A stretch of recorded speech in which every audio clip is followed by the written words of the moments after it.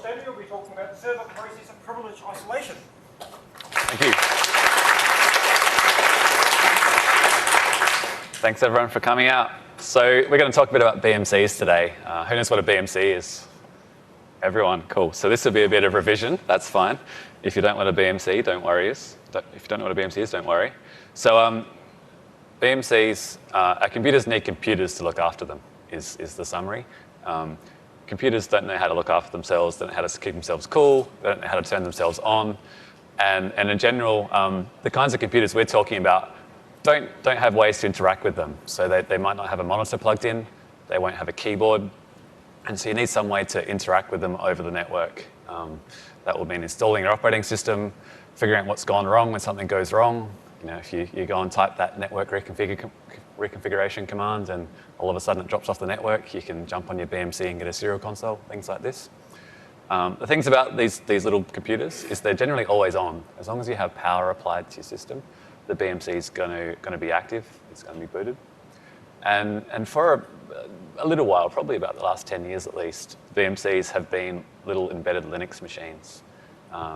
So they've got the same software stack that's running on any kind of Linux computer, that being the Linux kernel, and some user space that configures the system, talks to the network, provides services for you to do the things I just mentioned. And some of those things are fan control and power control, remote monitoring, the virtual keyboard mouse display storage combo. You know, back in the day, this was a Java applet that you'd load into your browser, and you click through those security warnings, and it'd let you interact with the machine remotely. We've moved along a long way since then, as I'll talk about in a minute. You don't need to install that Java plugin anymore. So these are the kind of features we have on a BMC. That's kind of the job that it has. And just to remind us that it is just an ARM system on chip, there's a snippet of the device tree for a real-life BMC machine.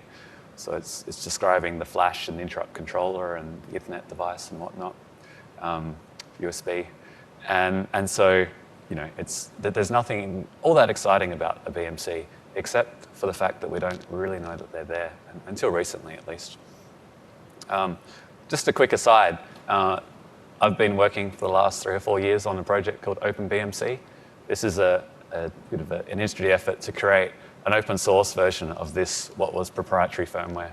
So on your older systems, and actually many of our current ones, it's a BIOS vendor, writes the little embedded Linux system. They provide all the user space software, they develop the kernel, and they ship it as a firmware blob to your server system. And then your server manufacturer will integrate that and get it talking to the host firmware and ship it to you as a working system. But we realized a little while back that we were Linux engineers. We knew how to make kernels run on ARM systems. We knew how to write user space code. So we could do our own BMC implementation. And it turns out that when I say we, that was some of my colleagues at IBM. Turns out people in other companies had the same idea. So Facebook started about the same time that we did at IBM. And many other companies have joined in the party since then. It was 12 months ago that I was in California and we incorporated under the Linux Foundation. So we're a big grown-up project with a legal status and all this kind of gear. Someone's owned the trademark, really, is the only change that happened when we became an incorporated project. And so now we've got ARM, Microsoft, Intel, Dell, Facebook, IBM, a big long laundry list of companies that have jumped on board and are contributing to the project in certain ways. One of the things about this big long list of companies is they have kind of different requirements. And if you're a Facebook or a Google, you're going to be building machines for your own data center. So you don't really care about customers per se, or your customers are internal customers. Whereas other manufacturers are building systems that are designed to be sold to consumers. So to someone like us in the crowd, we need to buy a server to run our web server or whatever application we have. We go and buy one, and that will have some kind of BMC software in it. So even though they've got kind of these two very separate, different kinds of use cases, there's a common stack in the middle, and that's what OpenBMC is about, working on together. So we've been replacing some of the core technologies. So IPMI is kind of synonymous with BMCs. It's this protocol for interacting with the BMC, both over the network and also between the host and the BMC. We've replaced some of that with a REST API, so with a HTTP-based API. So instead of scripting IPMI tool, you can use your favorite requests in Python or use curl commands or whatever to interact with the BMC. We've created a really nice looking web UI. I might be a little bit biased, but if you've seen what the existing BMC web UIs look like and you compare it to this one, it looks really schmick. And one of the big selling points, it's obvious to all of us in an open source conference, is the fact that OpenBMC is open source. So jump on GitHub, you can see all the source there and see all the different machines that are supported and work in progress and all different bits of functionality that different vendors are contributing. One of the things that we're doing is we're dragging the BMCs into the present. So where your older BMC might be just one daemon, a big chunk of C code that sits there and tries to do everything at once. We've got a bit of privileged isolation. There's a bunch of tools that talk over dbus to each other, and each has a separate task to perform on the BMC. So in theory, you can swap out different components of the BMC, and maybe it has some of the security properties that you have by isolating different tasks into different processes on the system. The thing that I care the most about is that we upstream the kernel. So I work on the kernel in my day job. When you buy an ARM system on chip, it'll come with probably a tarball. It'll be a kernel from about 5 years ago. It won't have any security patch and security updates, stable updates applied to it. It will probably have an interesting coding style. It might not use the normal kernel APIs. It probably won't, actually. And you're setting yourself up for a world of pain, really, using this stuff. Something that we've been lucky enough to do is to invest the effort into upstreaming the kernel port, so using all these standard kernel APIs, so that then you can write normal user space code that talks to the HWMon subsystem, for instance, for fans, instead of crafting your own arctool-based mess for your BMC. So that's going quite well. It's going so well that when we've had other BMC silicon vendors jump on board and say, hey, we need to do OpenBMC, our customers demand it, how do we do it? I get to tell them, upstream your code, and they say, yes, sir, and go and upstream their code. So that's a huge win. Setting those norms when you start a project is something we hear all the time, but it does work. So that's BMCs. As Matthew said earlier on today, firmware is responsible for getting the computer into a state that allows us to recognize it as a working computer. So what do you need to do to get a computer going? You want to turn on the power. That's the first step. Fly some electrons to the host processor. Once the host processor's got electrons running through it, clocks are running, it's going to ask for some kind of firmware. It needs some firmware to get itself going. So we might call that the BIOS or the UFI, or other platforms call it something else. In Open Power Land, we call this the PNOR. So it provides the host with that firmware. It needs to have some mechanism of loading that into the host processor. The other thing the BMC does once it's up and running is some kind of firmware updates. So when there's bugs, when there's new hardware to support, you want to be able to update the firmware.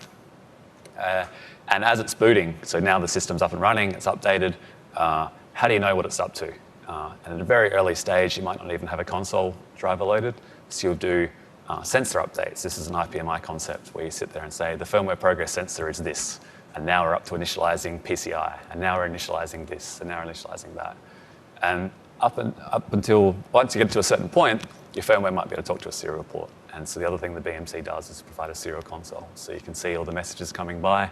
Once your operating system, once the Linux kernel's running, you can see the output of the kernel log fly by. And so the BMC kind of provides all these functions. You can see on the slide there, that's a screenshot of the BMC web UI. Like I said, it looks pretty good. So what kind of interfaces do we have to the BMC? How do we talk to it? There's all kinds of interfaces. Not quite as bad as that cable mess there, but we have got a fair old collection. And we kind of classify them into two big categories. There's the in-band interfaces. So in-band refers to talking between the BMC and the host processor. And the other set of interfaces are out-of-band. So that's where you're talking to the BMC over the network or over something that's generally external to the chassis that the computer's in. So the in-band interfaces that the host firmware and the BMC use to talk is IPMI BT. It stands for byte transfer. So it's a simple FIFO for talking back and forth. We also have PCIe. So often a BMC will expose a graphics device. And so the BMC enumerates as a graphics device on the PCIe bus. And data can be transferred across that. Not just for graphics, we can also use that for doing things like firmware updates. So it's bidirectional. We also have our UARTs. So these are generally not physical pins on the host processor. A UART is another word for a serial port. So generally not pins that TX and RX, but it'll be some kind of virtualized UART sitting on a memory map bus. But for the software running on either side, it looks the same as the normal UART, where you can send characters up and down, and off you go. And the other big interface between them is the LPC interface. If you're in Stuart's talk this morning, Stuart spoke about LPC briefly. It stands for low pin count. It's this memory map bus that sits between the host processor and the BMC.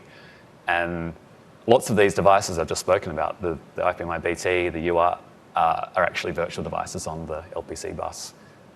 We also use the LPC bus for loading the firmware generally. So the BMC presents the firmware in part of that LPC address space, and the host can read it off. The out-of-band interfaces that we have, Ethernet is the obvious one. BMCs do Ethernet in a bit of an interesting way. If you've never seen a BMC before, you might not come across this. They have this protocol called NCSI, and it's a sideband interface that lets you use the same Ethernet device as the host with only the one cable plugged into the side.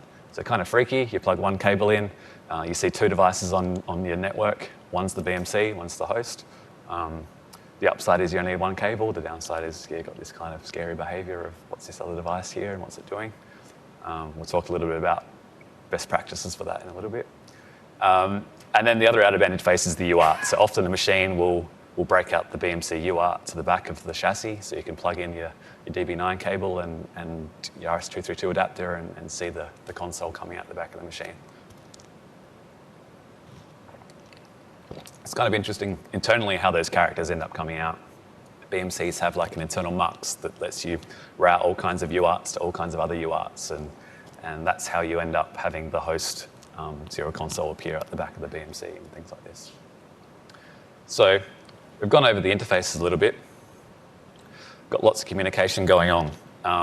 How does it all work? How does it fit together? So how do we use all this gear to boot the BMC? Well, the BMC applies the power. It might flick a GPIO on, just a pin. It might send some I2C commands down to a power supply and ask it to turn on at a certain voltage. Some kind of power application happens. From there, the host is like, all right, give me my firmware.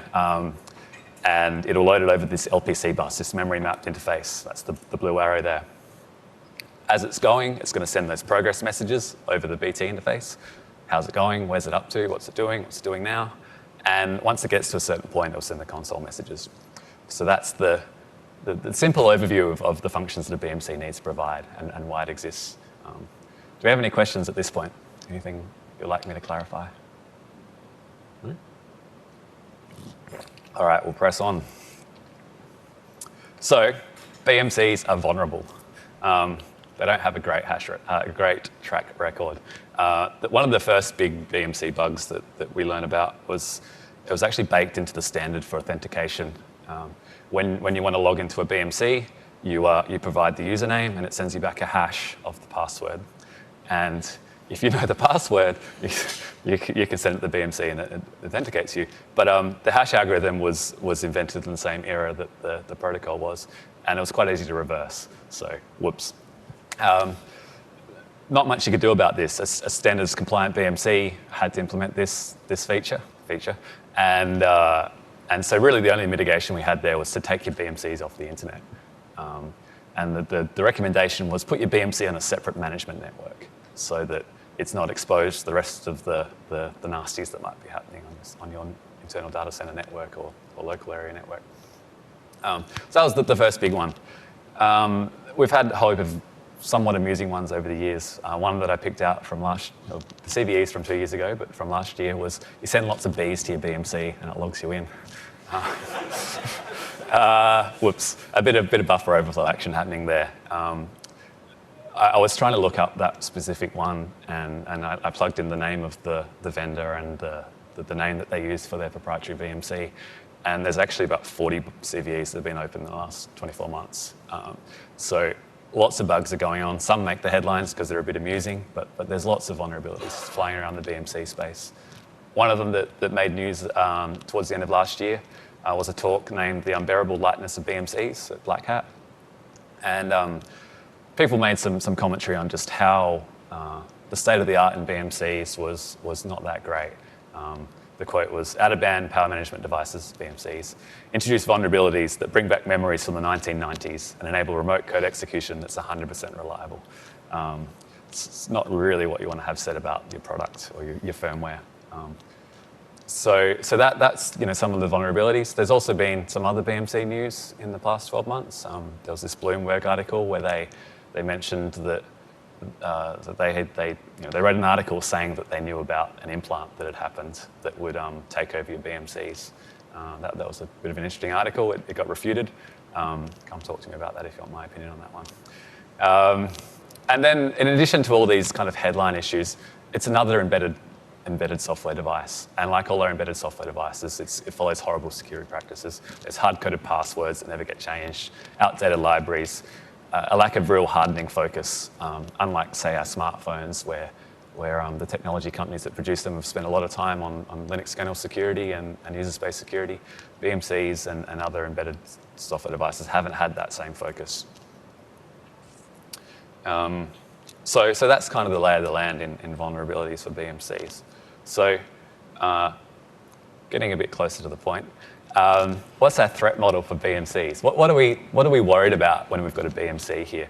So a BMC should be secure against unauthorized access from the host.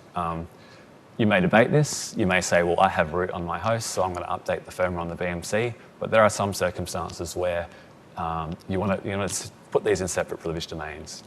Yes, I'm giving you access to my host, but I'm not giving you access to the BMC. The BMC is on the management network. It's what I use to verify that the firmware is all okay, so I don't want you playing with the BMC.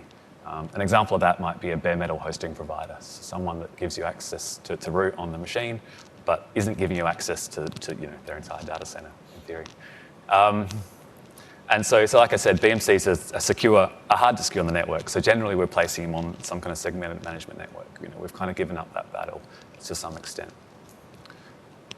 And so because of this, a reinstall of the host should clean the machine. That's the premise of kind of our BMC security. And if we're not in that place, then something's going wrong. So now that we've kind of established what a BMC is and what functions it should provide and what can we expect from it securely, let's delve a little bit more into, if you are a firmware engineer designing a system, what it would look like, what parts of the BMC you're going to be using, and how they all connect together. This might get a bit involved. Feel free to call out questions if there's something you'd like me to clarify as we go. But as I said before, we've got these two main connections between the host and the BMC. There's the PCI interface and the LPC. We're going to focus on LPC today. I've got a bonus slide about PCI that we can talk about if we get to it, but let's focus on LPC for now. So as the system integrator, we've just decided to use that interface to communicate between the BMC and the host. So we're sending out IPMI messages over BT between the UEFI firmware and the BMC. We're loading that firmware, and we're using the UART. So that LPC interface itself is kind of two address spaces, two collections of devices. One is the I/O address space. So this is where our virtualized UART, our BT device, they often have some kind of mailbox interface for communicating backwards and forth. And in addition, we have this thing called the Super O device, which is a bit of a bit legacy-ish. We'll talk a little bit more about that in a moment. So that's the LPC interface. The other interface is the firmware mapping. So this lets us map some of the BMC's address space into the host's address space via the LPC interface. Probably pretty important that you're pointing at the right thing on the BMC. If you happen to point at kernel memory, you've got read-write access to the BMC's kernel memory. If you accidentally point it to the register space, you can reconfigure your BMC and do nasty things to it. So it's important that you've pointed that firmware mapping at the location, say in RAM or at the flash controller, where the BMC where the host firmware is living. So when the host accesses over the LPC bus into the BMC's address space, it's talking to the right thing. So that's how the host reads the BIOS. It sits there and does LPC firmware cycles over this LPC interface and reads data out of the BMC. Depending on the way we've integrated the system, you might map the entire firmware into that address space, or you might map just chunks at a time. If you're only mapping chunks at a time, one of the important details there is that the host can't control where this window is. The BMC controls. So you have to have some kind of sideband interface to re-steer this mapping. You might use IPMI or the mailbox or something like this to steer that mapping. This mapping's read-write, so we can use it to update the BIOS. We can also use it for some kind of NVRAM or kind of CMOS settings. So when you change settings in your BIOS or any other low-level settings, you can write the data into the BMC. And so that's the firmware mapping. It's the second of the two address spaces we have in the LPC bus. Going a little bit more into that Super O device, the picture here is from Intel's LPC specification that Stuart was talking about this morning. As he was saying, that it's kind of an isobus packaged into this kind of more modern, slower LPC interface. And back in the day, on an x86 system, you might have the flash sitting on the LPC bus, Super O device, some kind of microcontroller. That's all packaged up into the BMC these days. So we've got the one chip that contains all that functionality on the LPC bus in modern BMC land. The interesting thing about the Super O device is it's commonly used to configure all those other virtual peripherals that live on the BMCs, also on the LPC address space. So where your UART appears, any other settings that UART has, like the IRQ number, that gets programmed by this Super O device. Interestingly, it also has this bridge for kind of debug purposes, where it can read write into the BMC's address space over the Super O device. And we'll talk a little bit about that in a sec. So just as a quick refresher, we've got this LPC interface.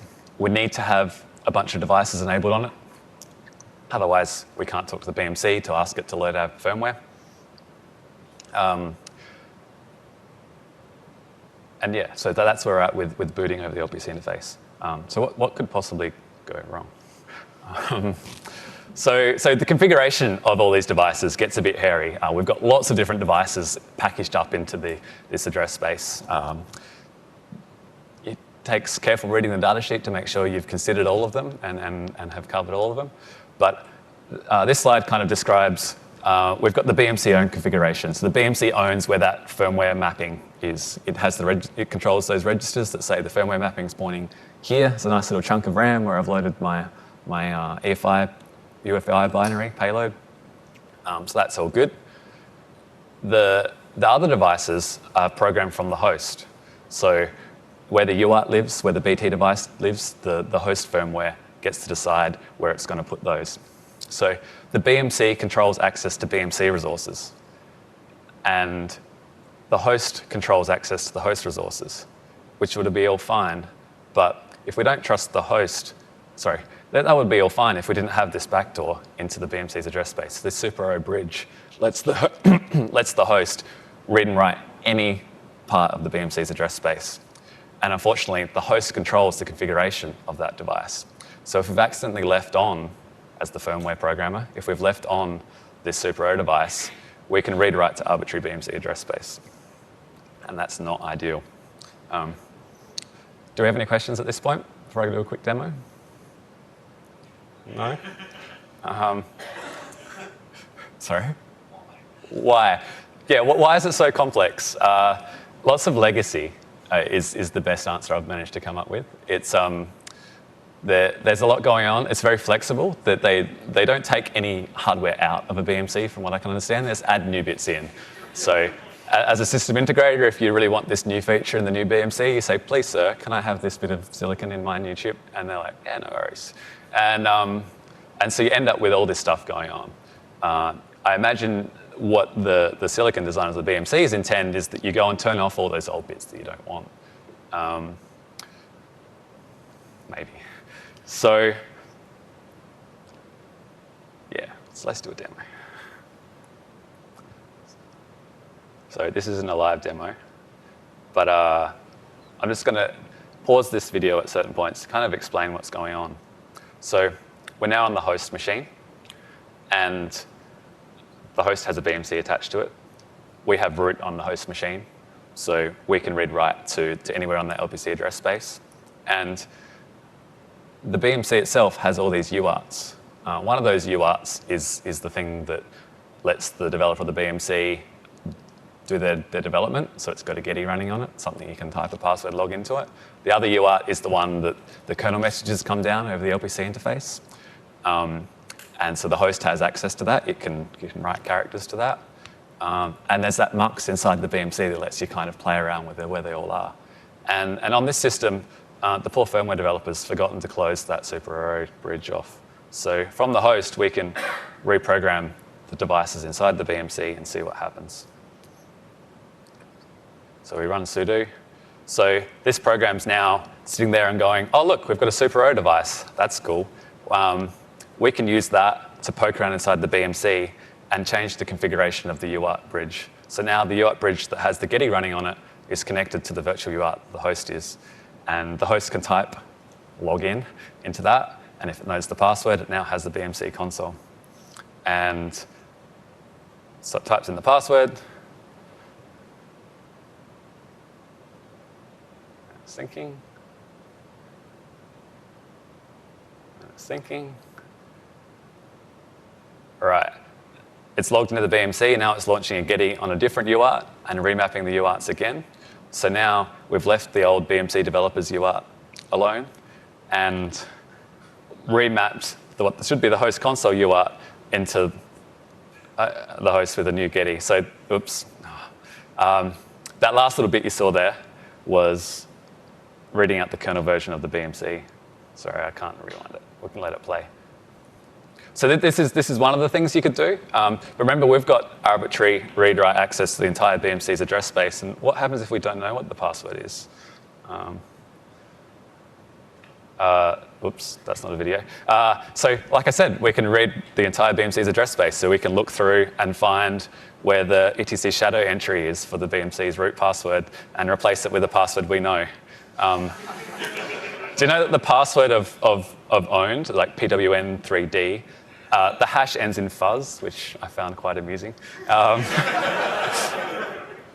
Something I have to admit here is I didn't develop this software. So lots of this hard work, the discovery of the vulnerability, and lots of the hard work in re-architecting our firmware to not be vulnerable, and then coordinating with other people to disclose the vulnerability.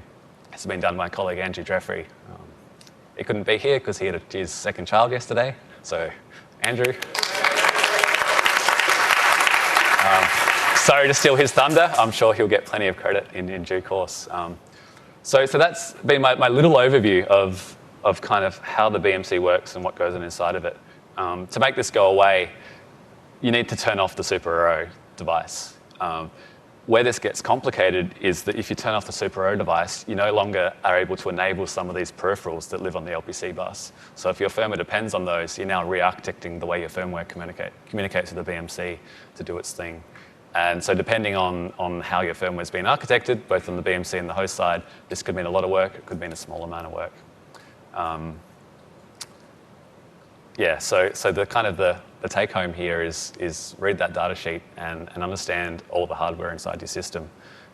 As Matthew said, firmware is kind of this thing that we don't have much insight into. But as more of it becomes open source, we learn more about what's inside our computers and kind of can gain some control again and see what exactly is going on inside of it. As you might have noticed, this talk might have been a little bit glossing over the details. We're still working on the whole disclosure process and everything that's happening. There's been a bit of action on the internet today. If you do some Googling, you might find some more details. And I'm happy to talk about that the rest of the conference, but just not during my talk here today.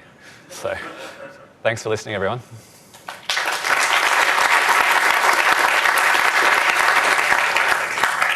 We've certainly got some time for questions. Does Martin? I'll repeat it, yeah.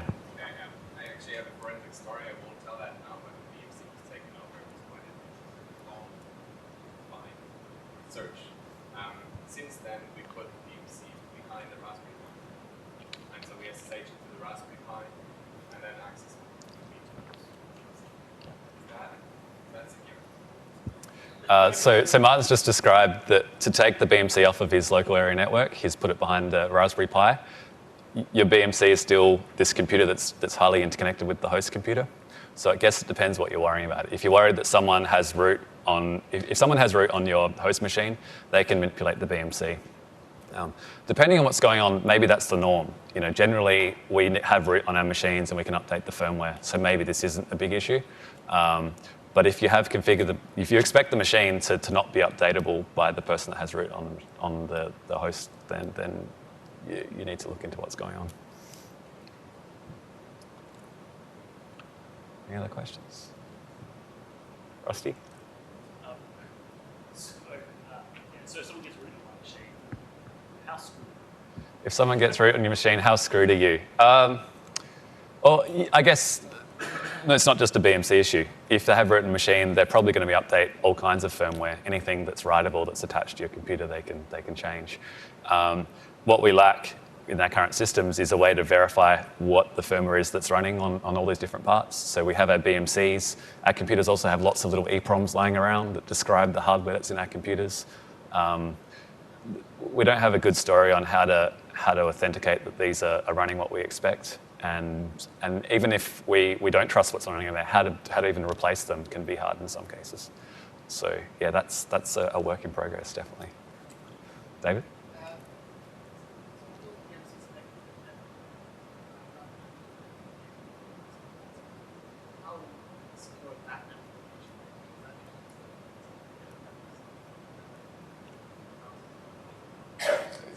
Yeah, so David asked, the BMC is on some kind of management network. What else is on that network? And I guess it's really going to depend on the deployment. What I worry is that the advice was put your BMCs on a management network. Maybe that's your internal data center LAN, and in which case being on that network is not good. Maybe you've deployed it such that your BMCs are on their own isolated network, and so you can only pivot to other BMCs. That's not great either, though. I know that some deployments of BMCs don't enable any networking on the BMC itself. They treat it as a dumb microcontroller. It's quite an intelligent microcontroller, but they treat it as a dumb machine that can't be accessed any other way than in band through the host. And maybe that's a model that other people will move to.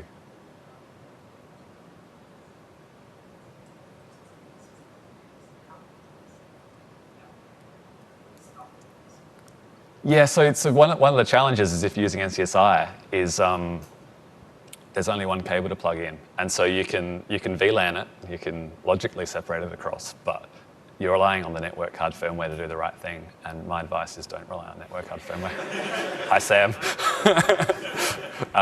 Yeah, network cards have lots of firmware in them, and I imagine the story is not great there. Adam?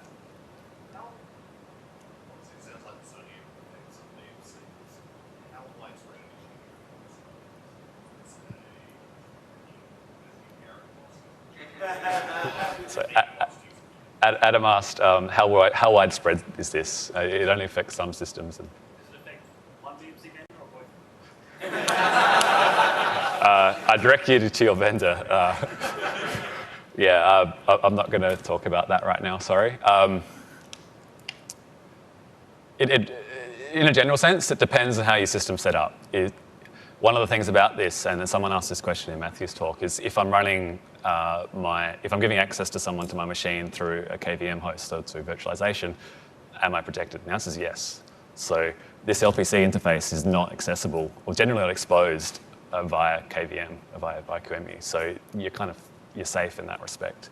And I imagine most of the cases where you're giving someone else access to your computer that you don't trust, it's through some kind of virtualization. My hunch is that it's not as bad as it could be, but I am ready to be proved wrong. Someone has a quote from me about half an hour ago saying, I don't think this will be as bad as people are saying it is. And they're like, yeah.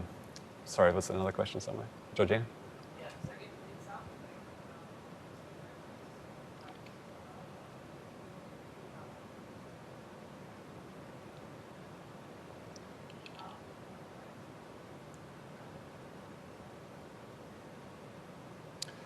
That's a great question. So Georgina asked, it sounds like Discovery has come about because of the OpenBMC project, and you think people have been looking at otherwise. I don't think it would have seen as much light as it has without the open source project.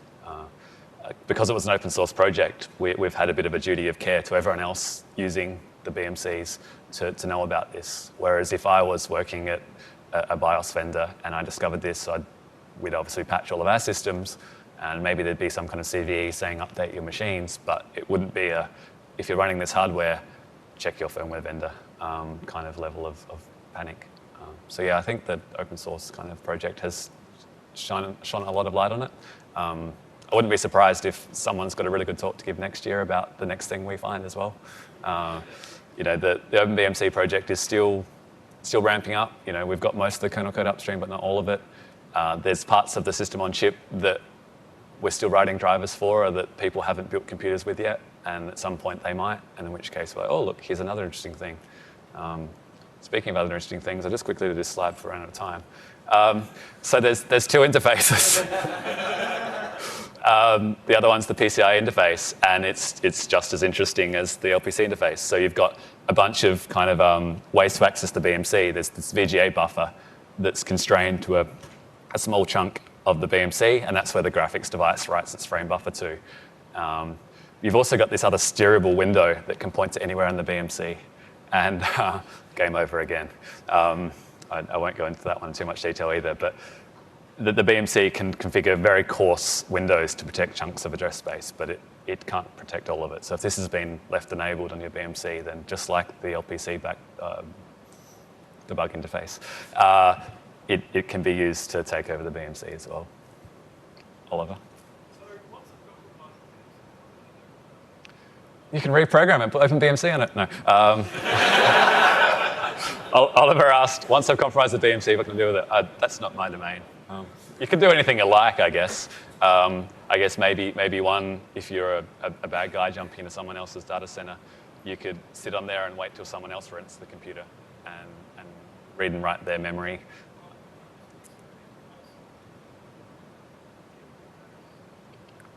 You're that PCI guy. Do you want to tell me how it works?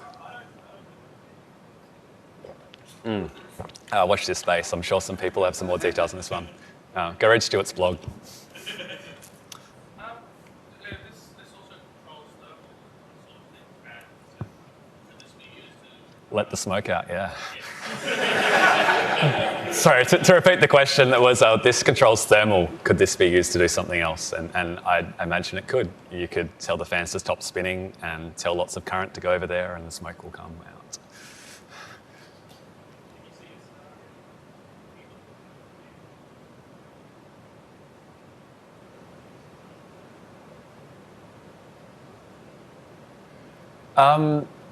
So I think the question was, could we see a situation where OpenBMC could be used on any old hardware we've got lying around? The challenge is porting it to a new system, and depending on how the system and the integrators have decided to put the system together, that could be a quite easy port. There might be a GPIO to turn on, and your system starts booting. It might be much more involved. So it's a hard question to answer. I guess it's one way to qualify this is there was, in the early days, we only had a couple of machines implemented, and there was an engineer at Google that was challenged by his boss to get a machine up and running in a week or something, and 48 hours he had it booting. And that was without the schematic, so he was kind of guessing about how it worked. One of the fun things that we've done in developing OpenBMC is we've created quite a good QEMU model of the BMC hardware, mostly for firmware development and kernel development. But if you happen to get a copy of a BMC image of a working system, you can load that up in this emulated environment and see what it's doing, see which GPIOs it's toggling, and see if that would work on your machine. What will be great in the future is that we've got all these companies like Intel building their reference platforms out of OpenBMC. And so at some point, I imagine you'll be able to buy a machine that has OpenBMC as its base, and the code will flow. Will do. Rusty? So do you think that it's really long drive away? So Rusty's question was, do you think that this kind of stuff would drive more momentum behind OpenBMC? Certainly. I mean, it's definitely going to make it more visible. When the articles came out late last year, it shone more light on BMCs in general. And I saw talk on Twitter about OpenBMC. So yeah, I hope that people will become more aware of it and use it more. Yeah. How are we going for time? 5 minutes. Oh, heaps of time. I didn't have to rush through my bonus slide. I did see another question somewhere. Someone asked that? No? Well, we could leave it there. Yeah?